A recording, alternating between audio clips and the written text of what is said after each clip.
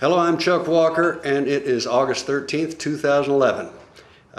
For the Heritage Museum, I'm sitting here in a very, very special interview today with probably the most legendary figure in Cut-N-Shoot's history, let alone Conroe. My pleasure to introduce Roy Harris. Roy, nice to see you. Thank you, Chuck. It's good to have an introduction from such a famous boxer as you are. Well, I wouldn't say that. I tell you, Roy, it's a real pleasure to be here with you. It's a pleasure to be able to interview you. We've known each other for years and years. Our families are close, and since I can remember, the Harris family's just been like family to me. So it's just a real pleasure. Have you been able to get anything out of Henry here lately? No, but I plan on trying. I haven't seen Henry in quite a while. But Henry, of course, the younger brother of Roy, and he fought Cassius Clay back in the early days. Right before they both turned pro, I think, wasn't it? Yeah. Yeah, that's great. Up in Chicago. Yeah. Of course, the Harris family is a very, very well-known family of pugilists, of boxers in the Conroe area, Cut-N-Shoot area, and we'll get into that in just a little bit. But let's take a look at what we've got here as far as some interesting questions they've given me to ask you. Roy, were you born in Montgomery County? Yes, I was born in John A. Davis Survey, Abstract 188, out in east of Conroe. Oh, yeah. And that was the location. It was out in an area which is part of Cut-N-Shoot, which covers a lot of territory out there now. Sure. I think there's more people would like to be incorporated in Cut-N-Shoot rather than just being out in the woods. Right. Now, Cut-N-Shoot is what, 5 miles from Conroe proper, or? Probably where their city limits probably meet on 105, out about where Farm Road 1485 comes in from the south into 105. And that's where the Cut-N-Shoot boundary line is, and it goes east, and it's on the sides of 105, and then it goes down other farm to market roads and other major roads that come into Highway 105. Of course, Highway 105 East used to be quite a gap between Conroe and Cut-N-Shoot, but now it's all kind of built together. It's all becoming part of the same city nowadays. Yeah, that's right. Even though we were able to get Cut-N-Shoot incorporated, and the way I did that, or the reason I did that, was because Mr. Rutledge that ran the post office, he kept, every time I'd come in the post office to get mail or mail something, he'd say, "Roy, you've got to incorporate this town. You're a lawyer now." I said, "You've got to get us incorporated, because if you don't, the Houston's going to come in and take us over, and they'll be telling you what to do. And if you get it incorporated, then you can run your own town and do it the way you want to do it without being able to have Houston telling you what you need to do." Sure. So he just kept after it, and finally I got him to help me get the names so we'd have enough people sign up to get it to get an election to have the town incorporated. You had to circulate a petition to get signatures, I guess. Yeah, I told him, it's going to be hard to get that many people. He said, "I'll get them. You bring me the papers, and every time somebody comes in the post office, they'll sign." So anyway, he got all the Cut-N-Shoot people to sign up, and we held the election, and it carried, and we made it a city. And what year was that, Roy?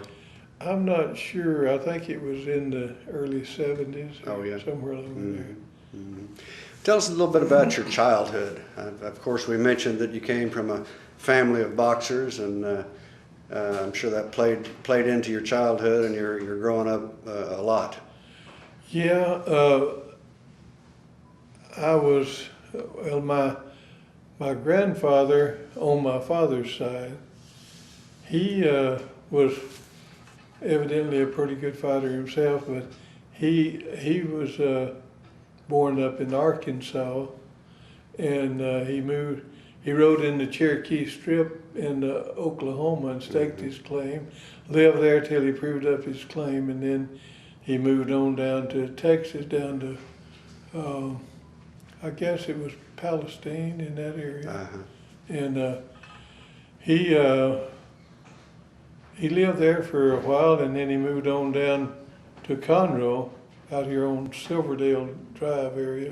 Sure. And then he moved on out to Cut and Shoot, where he bought some acreage out there and started farming. And he was a lot smarter than any of his descendants, I'm afraid.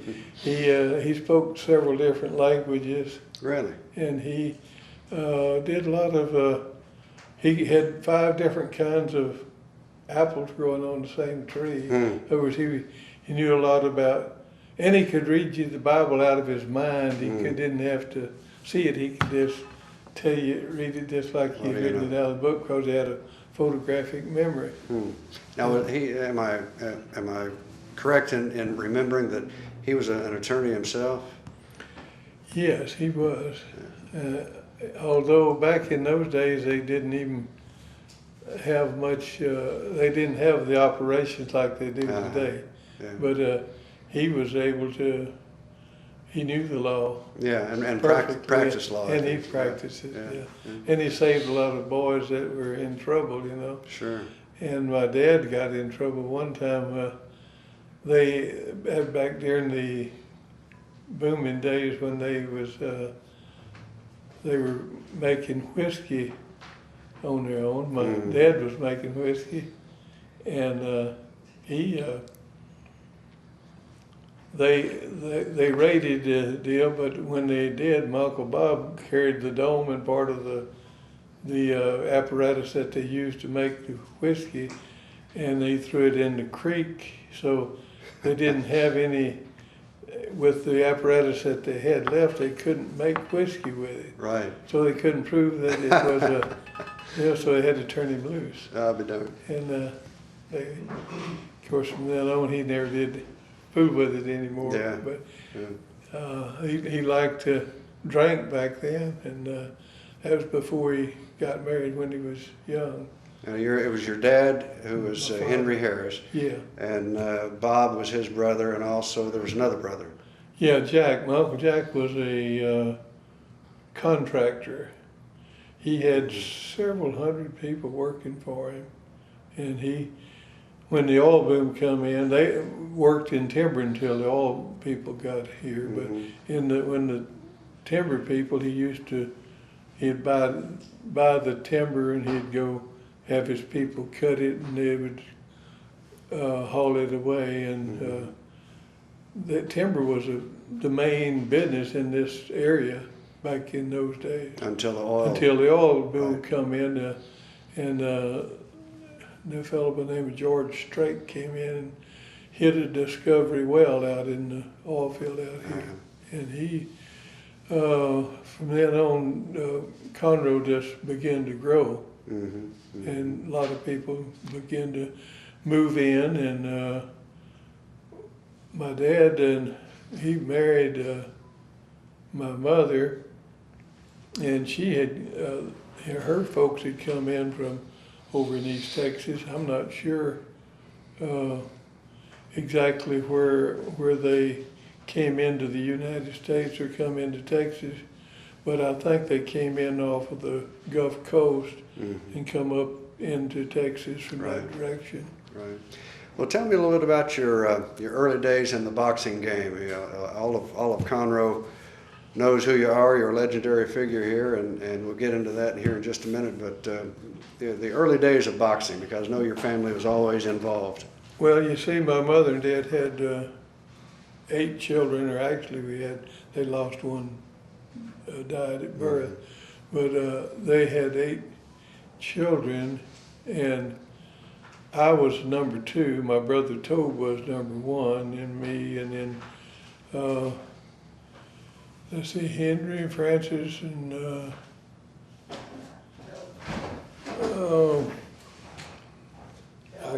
Helen. Yeah, Helen was one just older than Henry, and then Jim was our youngest boy. Right. And so anyway, the children, they all were interested in being physical, I guess, or playing games and so forth. And my brother Tobe, he wanted to box because my dad always talked about boxing. He was a boxer. He had a fellow that had trained him in boxing, and he won the heavyweight championship of the South. He knocked a boy out that was a champion, and he came back and fought him a year or so later, and Henry knocked him out again in the fourth round last time, I think. And anyway, the boxing was talked quite a bit around because he was boxing with a lot of people, and so my brother Toby, he had gotten hurt by a horse kicking him when he was little, and he was, I think, trying to chop a horse's leg off with an axe, and the horse didn't like. The horse kicked him, and it busted his head open, and you could see his brains. And anyway, he took him. Happened to be a neighbor that had a car, was there, and they took him to the doctor, and they put some metal. Put a plate there. In there, and sewed his head back up. Now my brother Henry says they took the brains out and put a few horse apples in there. But anyway, he was just joking about Tobe.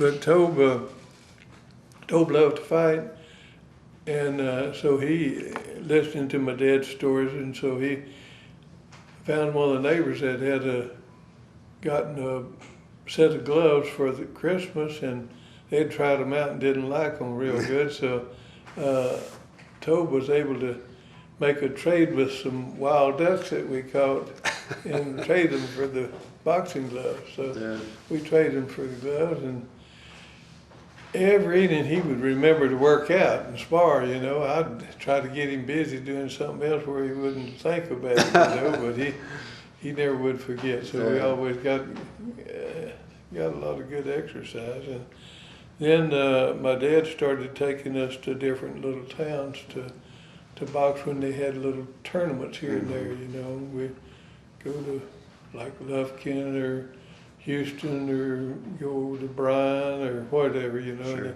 Where they was having fights, and Tobe would keep up where they having fights, and then we'd go fight. And so you got a lot of good experience. Got a lot of good experience. And then at night we had this gas flare,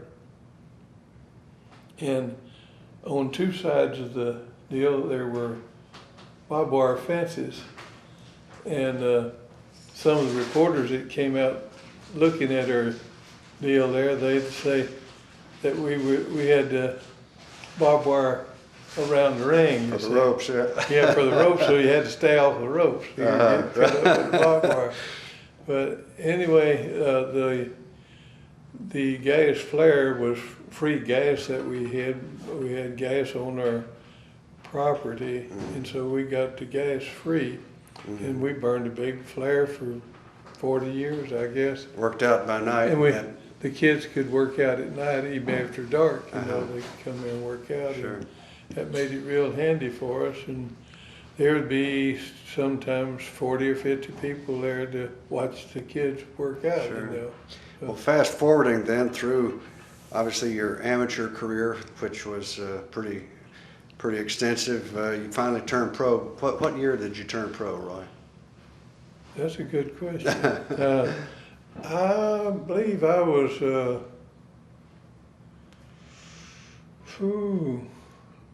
I would guess 55, 56, somewhere in there. I'm going to say 55. I'm pretty sure it was 1955. Now you had a number of fights. I think you had 24 fights unbeaten as a professional. Yeah, my first 24 I won with no loss. Right.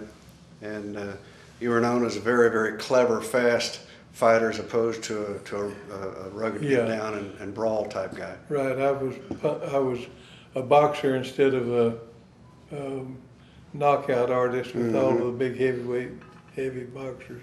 And you were kind of small for a heavyweight. I could have made light heavyweight. Yeah. Matter of fact, last year I fought in the Golden Gloves in Chicago, I had to weigh in my clothes on to be heavyweight. Is that right? Yeah. I won the light heavyweight in Texas, and our heavyweight didn't go, so they put me up to fight in the heavyweight and got another one of the light heavies to fight light heavy up there. So I was able to get some good experience. So I was faster than most of those bigger boys, and I was able to outbox them. And Yeah. I enjoyed the boxing up there. Sure, sure. Now you had your professional career. The highlight was challenging the heavyweight championship of the world against Floyd Patterson, and I know that was the first fight that was. I think they called it teleprompted at the time. It was seen on drive-in movie theaters and various places all over the world as the first fight. Yeah, they projected it here, there, and they built a big,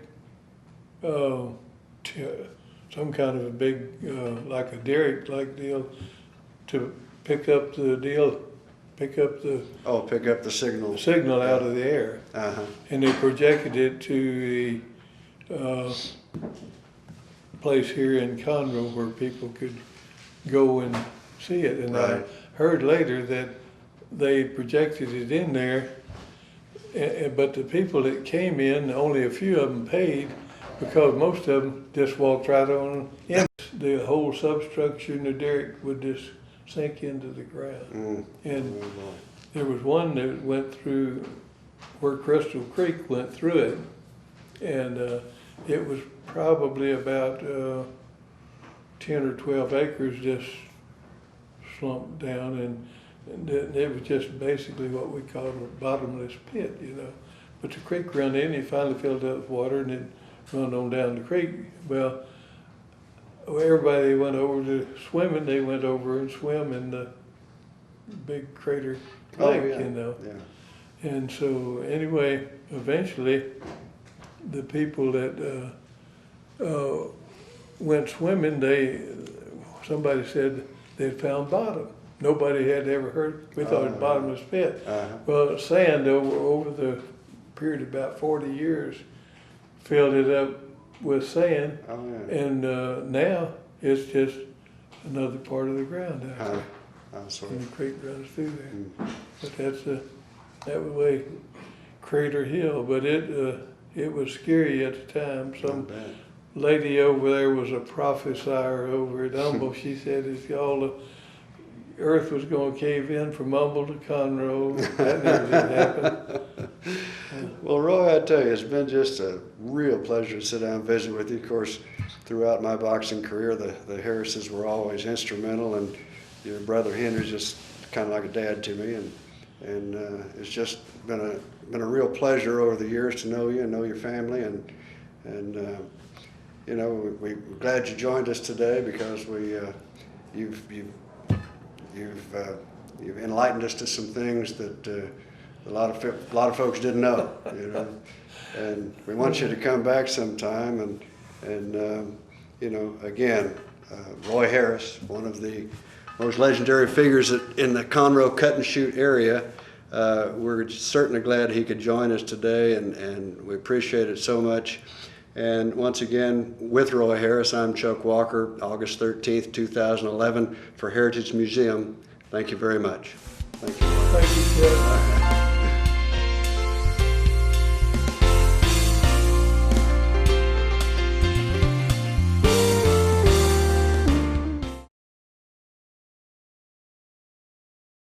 It was outdoors, it was open, and they just went in for free. Oh, yeah. And so they didn't, the people that put it on didn't get their money Do real back. well. Well, now you were ahead on points with Patterson, and I think a lot of people knew, and of course those who are close to you know that you were a better fighter. You knocked him down in the second round, and then the fight went on, and your dad was in your corner, and he let it go. You began to get cuts, and he let it go till he thought that you couldn't win on points. Is that correct? Yeah, he decided to, he was afraid that where my eye, we had butted heads, cut my eye, and it had opened up pretty good. He was afraid my eyeball might come Sure. out and get busted, Sure. which there have been boys that have had that happen to Right. them. And there had been one not too far back that my dad was aware of. And so he didn't want me to go ahead and fight, so he stopped it. Well, that was a wise decision, but undoubtedly a hard decision to make. Your son's in there just about to win the heavyweight title, and you have to do that. But tell us a little bit about the fight with Patterson, because that's that's a big thing, heavyweight championship. Well, I had watched Steve for all of his career, really, and he was a middleweight. We both won the Olympics the year he won the middleweight Olympics. Oh, yeah. I was a middleweight, but I won here, but they didn't. Nobody paid my way to go to Oh, yeah. the Olympic in New York, I believe it was. Yeah, that the year. trials probably. Yeah. Yeah, and so I didn't get to go. I think I could have whipped him then if I could have Yeah. got up there, but didn't get to go. Well, it became a legendary fight, especially in this area, and you became an overnight sensation from a standpoint of fans and not only the boxing public but the public in general. And after the Patterson fight, you stayed in boxing for a while, but then you moved on. Tell us what happened from the Patterson fight on. Well, they kept wanting me to fight, and I began to think they were using me to help build other people up. But usually I whipped them anyway, and messed them up. But they would try to use me as a stepping stone to get somebody up to get a title fight. Right. And so my dad said, don't fight after you're 28. Or no, he said after 30. But when I was 28, I quit boxing and just got out of it, and I started back to school, to college. Mm-hmm. I was in college even when I started, and I taught school then some after I got my teacher's certificate. I taught for about 4 years, and then I quit teaching. Right. And I ran for county clerk here in Montgomery County, and I was elected, and so I kept running. I went 7 different times. I won the elections, and I quit. And I finally decided I just quit that, and so now just resting. And when they told me they'd pay me just about as much for not running as they did if I won, Yeah. I said, that's for me, you know. So now you were a professional boxer, very successful professional boxer. You became an attorney. You were an educator at one time, and then the county clerk for term after term. Yeah. And speaking of those years after your boxing career, any memories of events in the county or the city schools or anything like that, or your family's occupations from that point on? I know your family stayed in boxing. Yes, I helped train boys, and we just used our old gym until finally just got to the point it wasn't usable anymore. And Well, of course, we I still came you came in out through there. about 1984, I think, is when The old gym was still there Right, then, yeah. and And you had mentioned your brother Jim. He and I have gone countless rounds in that old Yeah. gym out there. yeah, Jim was a good fighter, but he had a hesitation about him. I don't remember why, but I know when I worked his corner a time or two, he'd get somebody hurt, Mm-hmm. and he would stall, it seemed like, and not go in and put him out like he Yeah. should. I think they criticized Jim and me for not having quite that killer instinct. Yeah. But, we'd rather dance around and outpoint folks. Yeah. But That Jim, he was a good fighter. I tell you what, he was sure a handful for me. It was all, and I was a little bigger than Jim was. Yeah. And so he had it a little bit rougher than I did just because of the weight thing. But boy, he was a handful all the There's time. one funny thing that happened back, and I can't remember exactly the date of it. It was what we called a big inch pipeline that run through the country there. Mhm. It was a great big pipeline, big round, and they were testing it to see if all of the connections were welded up good and so forth. And so apparently they wasn't, because one morning about just before daylight, I guess an hour or so before daylight, I felt like my bed went down about 4 or 5 feet and come back up, and I jumped out on the block outside there and looked up, and the whole world looked like it's on fire. Mm. I mean, nothing but fire up, and all you could see is fire. And I don't know what's going on here. Went out to the front porch, and my dad came out with the automatic shotgun. He said, "That's the Russians. They fixed and drop some deals on the." Drop a bomb on. Yeah, and they drop these paratroopers. We're going to get them before they hit the ground. You know, my Uncle Bob said, "No," he said, "I think that's a gas fire." You had to holler for him to hear. You know, yeah, I think that's a gas fire. And sure enough, it was a gas fire. Bob said, "Well, it sounded like the Midland gasoline plant blowed up or something." That's what he said. So anyway. What we later found out was this big inch pipeline, what we called it, it blowed up. And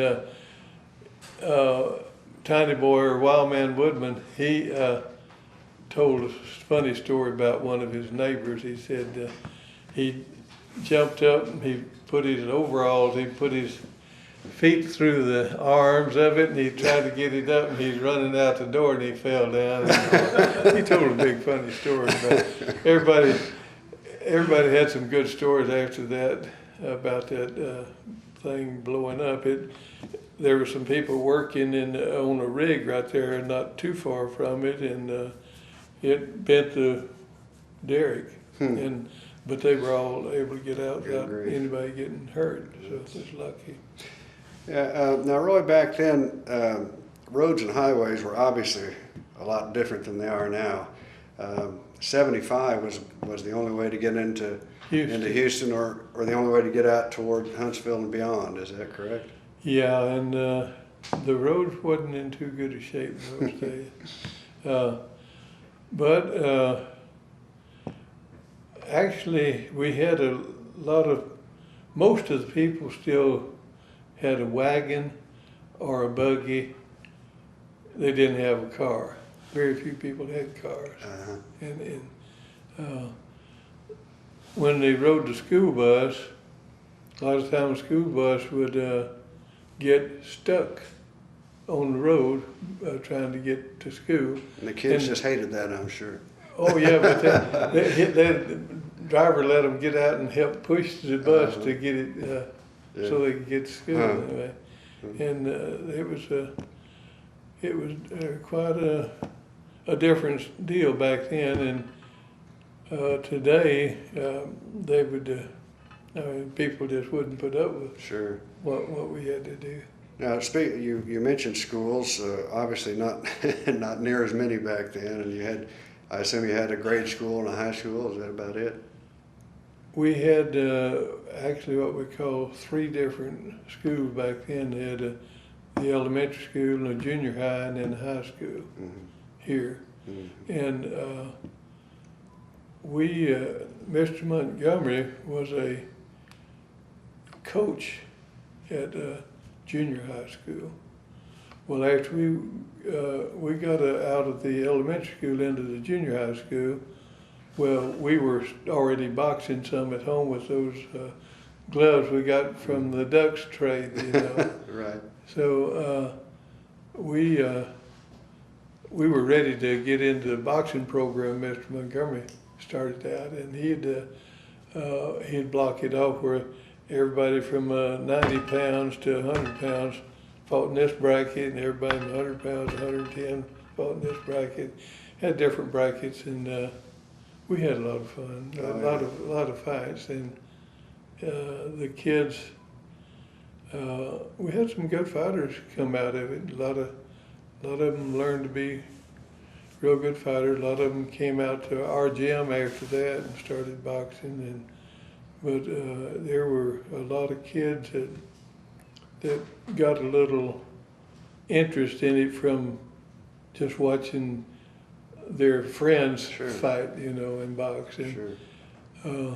Mr. Montgomery was probably one of the people that helped me to get started, because I fought in that same bracket, and I enjoyed the work. And in the first deal, I got whipped, or I lost the decision to a boy in my bracket. And when he went home, his mother didn't appreciate the way he looked. He had his eyes black and his nose busted, mouth busted. Anyway, she come to town and told Mr. Montgomery, that boy is not going to box anymore. And so anyway, so they put me back in that bracket, so I had to fight somebody else, the top one. Then if I whipped him, I had to fight my brother Tobe. Oh. So anyway, I won my next fight, and then I fought Tobe in the finals, and where they had the public come in. Is that right? And I beat Tobe. Oh, really? Got the decision. Well, anybody beat Tobe back then was pretty tough. I was lucky, really. It could have gone either way, probably. But, well, going back to the title fight, that was 1958, correct? right. And then after that, you had a handful of fights. You fought some of the greats of the area. You fought Sonny Liston. You fought Henry Cooper. Henry Cooper, right? Who had fought Muhammad Ali. Charlie Powell, who was very dangerous. Charlie Powell, yeah. And now Willie Pastrana, was that before or after? Before. Willie Pastrana, of course, was the light heavyweight champion of the world, and Roy. Well, actually, he had never fought in light heavyweight until after I beat him, and then he went back down and fought won the light heavyweight title. Oh, he won. Held it for about 10 years. Yeah, he won the title after. After my fight, yeah. And then he tried to get another title fight with Patterson, but he never could get it. But he was one of the best fighters of that time. Sure. Oh yeah, he's an infamous fighter. Well, Roy, is there anything else about your upbringing, or any stories or any thoughts? I want to tell you about Crater Hill. Crater Hill, all right. And it's a place out in the oil field out here. It was the first directional drilling that was ever done on Earth, where they went into this. They were drilling a well, and they had some high pressure gas, and it blowed out. It blowed pipe like this big old casing, right, and then also the tubing. It blowed it all up in there. Some of them looked like toothpicks up there. They get so high, Nice. And some of them landed as far as maybe 1.5 miles, 2 miles from the place it blowed out. About what year was that? That would have been probably in 29 or 30 or somewhere along in there. Pretty early. Yeah. Exxon, or it wasn't even heard of then. It was Humble Company back then. And they, that thing, the pipe, I saw one piece of pipe that a fellow had that was part of the casing, which is big pipe, and it had split open in a seam when it hit the ground. And it had some other connection at the end, so they took those other connections off and put a bull plug on there and made a water trough out of it for the frogs. But it blowed the pipe everywhere. You'd see trees with a piece of pipe would just roll around and around itself and sticking up there in the trees.